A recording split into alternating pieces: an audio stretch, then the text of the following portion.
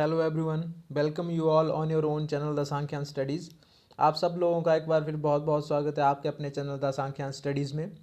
Research methodology की ही series में आज जो हम डिस्कस करेंगे that is one of the most important topic, types of sample design. जैसा कि हमने पहले पढ़ा कि सैम्पलिंग क्या होता है, सैम्पलिंग डिज़ाइन किसको बोलते हैं, क्राइटेरिया क्या है सैम्पल सिलेक्शन का, क्या क्या चीज़ें हम कंसीडर करेंगे prior to going for sampling. ठीक है, सैम्पलिंग डिज़ाइन सेट करने से पहले, डिसाइड करने से पहले कौन कौन सी चीज़ें हम ध्यान रखेंगे। ठीक है, what are the various feature characteristics of a good sample design, ये सारी चीज़ें अब तक हमने डिस्कस की है। और इसी के आगे मैंने कहा था कि पार्ट है आगे टाइप्स ऑफ सैम्पल डिज़ाइन। और ये टाइप्स ऑफ सैम्पल डिज़ाइन को हम मेथड्स ऑफ सैम्पलिंग भी बोलते हैं और टेक्निक्स फॉर सैम्पलिंग भी बोलते हैं, या सैम्पलिंग मेथड, सैम्पल डिज़ाइन के मेथड, सैम्पल डिज़ाइन के टाइप्स, ये सब एक ही चीज़ है। वो आज हम जो है वो डिस्कस करेंगे। इनमें से ही कोई ना कोई टेक्निक जो है वो हमारी रिसर्च में, हमारी स्टडी में जो लगती है, हमारे डाटा कलेक्शन के लिए जो हम सैम्पलिंग करते हैं, सैम्पल डिज़ाइन तैयार करते हैं, उसके लिए। तो particularly practical point of view से जब हम रिसर्च में इसको यूज़ करेंगे उसके हिसाब से भी। और अगर हम बात करें रिसर्च एंड टीचिंग एप्टीट्यूड का जो हमारा पेपर 1 होता है नेट जेआरएफ के एग्ज़ाम में, उसके हिसाब से भी ये टॉपिक जो है बहुत बहुत ही उम्दा और बहुत बहुत ही इम्पॉर्टेंट टॉपिक है। तो आई होप आप इसको देखेंगे और समझेंगे ध्यान से, क्योंकि ये बहुत इंपॉर्टेंट चीज़ है। सैम्पलिंग डिज़ाइन पे ही सारी बात रहेगी, कौन कौन से मेथड है, किस किस तरह के होते हैं और किस तरह से जो है उनकी आगे यूज़ किया जाता है उनको, जब हम यूनिवर्स में जाते हैं और अपने क्या कहते हैं पॉपुलेशन में जाते हैं सैम्पलिंग के लिए। तो before beginning the video I would like to request you, पहले तो हमारा यूट्यूब चैनल है उसको सब्सक्राइब कर लें और बेल आइकन को हिट कर लें, ताकि आपको हर आने वाले लेटेस्ट वीडियो की जो इंस्टेंट नोटिफिकेशन मिल जाए। और हमारा फेसबुक पेज है, इंस्टाग्राम पेज है द सांख्यान स्टडीज़ के नाम से, उसको आप लाइक करें और फॉलो करें जी, आपसे रिक्वेस्ट रहेगी। ठीक है, अभी बात करते हैं सैम्पल डिज़ाइन के कौन कौन से टाइप हैं।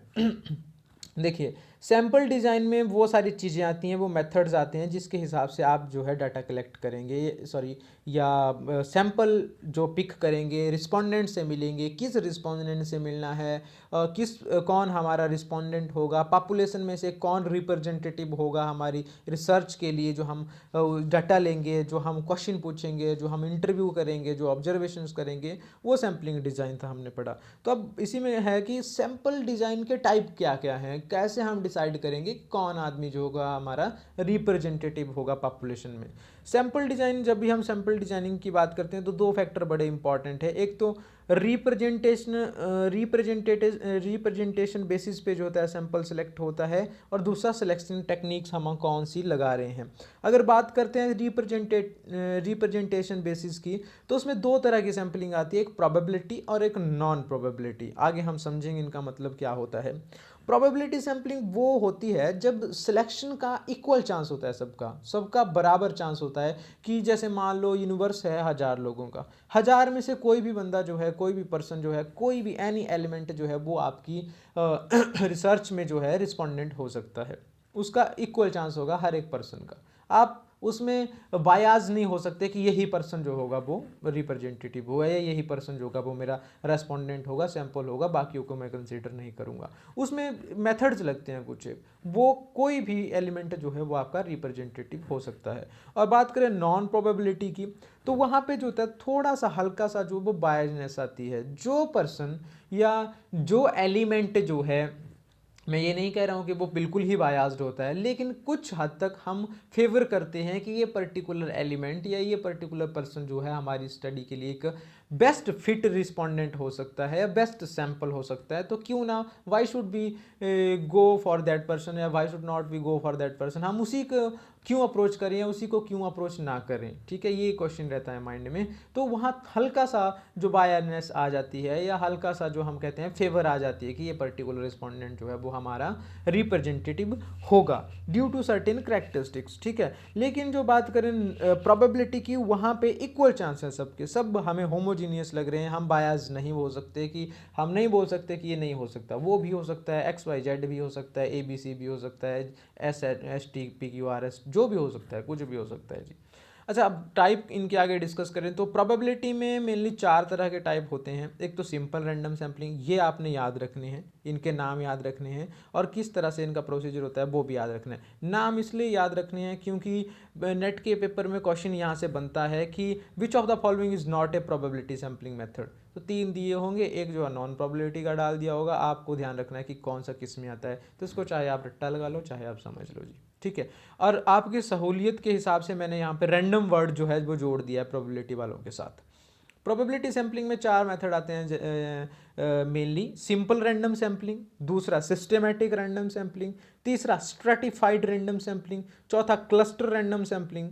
और नॉन प्रोबेबिलिटी में मेनली 3 मेथड आते हैं, जजमेंट सैम्पलिंग, रेफरल या स्नोबॉल सैम्पलिंग, और तीसरा जो आता है वो कोटा सैम्पलिंग आता है। आज के वीडियो में हम सिर्फ डिस्कस करेंगे प्रोबेबिलिटी सैम्पलिंग मेथड्स को, उन्हीं के ऊपर हमारा जो फोकस रहेगा। नेक्स्ट वीडियो पे हम डिस्कस करेंगे नॉन प्रोबेबिलिटी सैम्पलिंग मेथड्स को। तो प्रोबेबिलिटी सैम्पलिंग मैंने जैसा कि आपको पहले कहा कि इसको रैंडम सैम्पलिंग भी बोलते हैं। रैंडम मतलब कोई भी सिलेक्ट हो सकता है। चांस सैम्पलिंग भी बोलते हैं। चांस इसलिए कि हर एक पर्सन का, हर एक एलिमेंट का जो होता है वो इक्वल चांस होता है सिलेक्शन का, हम as a representative of the population. Under this sampling design, every item of the universe has an equal chance of inclusion in the sample। जी वैसे जैसा कि मैंने पहले बोला कि हर एक पर्सन का इक्वल चांस है, बराबर चांस है, कोई भी जो है वो सैम्पलिंग के लिए आ सकता है, किसी का भी चुनाव हो सकता है, वो हमारे ऊपर डिपेंड नहीं करता। उसके लिए एक मेथड फॉलो किया जाता है जिसको हम लॉटरी मेथड बोलते हैं, ठीक है। जैसे हम जनरल भाषा में बोलते हैं कि लॉटरी डाली मैंने, मेरे को ये निकला। वहाँ पे एक मतलब गेस होता है कि हो सकता है इसमें, हो सकता है हमारा नंबर आ जाए इसमें, इसमें हमें इनाम निकल जाए। तो वैसे लॉटरी मेथड होता है, ठीक है। कुछ पर्चियाँ डलती हैं, उन पर्चियों में से कुछ पर्चियाँ, जितना सैंपल साइज होगा उतनी पर्चियाँ पिक की जाती है, ठीक है। जिसका भी नाम आ गया है, जिसका भी नंबर आ गया, वो हमारा रिप्रेजेंटेटिव है, वो सैंपल है हमारा। ये इस तरह से प्रोबेबिलिटी सैम्पलिंग होता है। इसमें डिस्कस करते हैं सिंपल रैंडम सैम्पलिंग में क्या होता है। देखिए प्रोबेबिलिटी सैम्पलिंग में हमेशा ही लॉटरी मेथड लगेगा, चाहे सिंपल रैंडम हो, क्लस्टर हो, स्ट्रैटिफाइड हो, या फिर हमारा जो है वो सिस्टमेटिक हो, लॉटरी मेथड लगेगा ही लगेगा। और वर्कआउट कैसे करेगा डिफरेंट मेथड्स में वो हम डिस्कस करेंगे, वो समझने का मुद्दा है। देखिए सिंपल रैंडम मेथड में क्या करेंगे, जैसे मान लिया एक बॉक्स लिया हम, 100 लोगों की क्लास है या 100 बच्चों की क्लास है, उसमें से मुझे 10 बच्चे चाहिए किसी कंपटीशन के लिए जो रिप्रेजेंट करेंगे हमारी क्लास को, या किसी भी कोई और सेमिनार है या कुछ भी है, मुझे 10% चाहिए। 100 में से मुझे 10 सेलेक्ट करने हैं। मैं क्या करूँगा, सिंपल रैंडम मेथड जब मैं अप्लाई करूँगा सैम्पलिंग के लिए, 100 बच्चों के नाम लिख करके एक पर्ची पे 100 बच्चों के नाम लिखूँगा अलग अलग, और उसको एक बॉक्स में डाल दूँगा। और फिर मैं क्या करूँगा, उनको घुमा दूंगा, रोल कर लूँगा, हिला लूँगा उस बॉक्स को, या कुछ ना कुछ ताकि वो सफल हो जाएं, अच्छे से सफल हो जाएं। तो फिर मैं क्या करूँगा, एक पर्ची उठाऊँगा, उस पर्ची पे जिसका नाम आ गया वो मेरा पहला सैंपल हुआ, ठीक है। इसी तरह से मेरा सैंपल साइज है 10 का, मुझे 10 लोग चाहिए 100 में से, तो मैं 10 पर्चियाँ उठाऊँगा, जिसका भी लड़का लड़की, छोटा बड़ा, एज डिफरेंस है, आईक्यू लेवल कितना है, कुछ भी हो, उससे मुझे कोई मतलब नहीं है। जो भी 10 लोगों का नाम आ गया वो मेरे सैंपल हो गया। इसमें भी 2 टेक्निक्स आगे आती हैं, एक इंक्लूसिव सैम्पलिंग और दूसरा एक्सक्लूसिव। इंक्लूसिव सिंपल रैंडम और एक्सक्लूसिव सिंपल रैंडम। इंक्लूसिव तब बोलते हैं हम, जैसे मान लो मैंने एक पर्ची निकाली, ठीक है, उस पर्ची में मैंने नाम पढ़ा एक्स, उस एक्स पर्सन को मैंने बोला कि ये मेरा सैंपल है, फिर मैं उस पर्ची को वैसे ही फोल्ड करूंगा और उस डिब्बे में डाल दूंगा, फिर मैं दूसरी पर्ची उठाऊंगा। दिस इज कॉल्ड इंक्लूसिव, जब मैं उस पर्ची को इंक्लूड कर देता हूँ अगेन बॉक्स में। एक्सक्लूसिव का मतलब है कि मैं, जैसे मैंने पर्ची निकाली उसमें नाम आया एक्स, तो मैंने वो पर्ची ली, उस एक्स पर्सन को छांट लिया अलग से, और पर्ची को मैंने डस्टबिन में डाल दिया या फेंक दिया या कुछ भी कर लिया उसका, लेकिन दोबारा से इस लॉटरी बॉक्स में नहीं डाला। तो दैट इज, वहाँ पे फिर आप 99 पर्चियाँ जो हैं वो बचेंगी 100 में से, ठीक है। That is called exclusive sampling random method, ठीक है, सिंपल रैंडम मेथड। अगर मान लो इंक्लूसिव के केस में अगर दोबारा से उसी नाम की पर्ची आ जाती है तो वो नल एंड वॉइड होगा, उसको हम हटा देंगे, इससे हमें कोई मतलब नहीं है, ठीक है जी। तो फिर then we go for the next, क्या कहते हैं वो, चीट जो होगा। दूसरा मेथड आता है सिस्टमेटिक रैंडम सैम्पलिंग। इसमें भी क्या होगा, डलेगी तो लॉटरी ही, ठीक है। लॉटरी का क्या मतलब है यहाँ पे, कि मेरे पास एक लिस्ट होगी, ठीक है, उनमें से मुझे सिलेक्ट करना है, ठीक है। अब क्या करेंगे, जो लिस्ट है, जैसे मान लो 100 बच्चों में से मुझे सिलेक्ट करना है, तो मैं अपने हिसाब से पिक नहीं करूँगा। उसमें क्या होगा, उसमें जो सिलेक्शन होगी वो होगी उस लिस्ट के हिसाब से, उस सिस्टम के हिसाब से। सिस्टमेटिक कैसे, जैसे मान लो एक क्लास है, क्लास के 100 बच्चों में से मुझे 10 लोग सेलेक्ट करने हैं, ठीक है। तो मैं कैसे करूँगा, मैं उन 100 बच्चों के रोल नंबर लूँगा, पहला रोल नंबर मैंने पिक कर लिया, फिर 11th रोल नंबर मैंने पिक कर लिया, 21st रोल नंबर मैंने पिक कर लिया, ठीक है। इस तरह से मैं हर एक रोल नंबर पिक करता जा रहा हूँ और फाइनली मेरे पास जो है वो 10 स्टूडेंट्स के नाम आ जाएंगे, ठीक है। तो ये जो हुआ वो सिस्टमेटिक, जहाँ पे मैं एक सिस्टम एवरी ith आइटम जो है मैं पिक कर रहा हूँ लिस्ट से। मैंने यहाँ लिखा भी हुआ है कि जो भी एलिमेंट है, रेंडमनेस तो है, चांस तो है सबका बराबर, पर मैं अपनी मर्जी, ऐसा नहीं मैंने फर्स्ट आइटम पिक की, फिर मैं 6th आइटम पिक की, फिर मैंने 14th आइटम पिक की, नो ऐसा नहीं है, वो रैंडम सैम्पलिंग नहीं हुई। Every ith item, every first item, every 10th item, every 5th item, ठीक है। उस तरह से जब मैं पिक करूँगा तो वो एक सिस्टमेटिक वे हुआ, that is called probability sampling, systematic probability sampling method. अब बात आती है स्ट्रेटिफाइड रैंडम सैम्पलिंग की। अब ये क्या आया स्ट्रेटिफाइड, इसको पहले समझना है। स्ट्रेटिफाइड के केस में क्या होता है कि जब हमारी जो पॉपुलेशन है, टोटल पॉपुलेशन की बात करें तो वो होमोजीनियस है, ठीक है।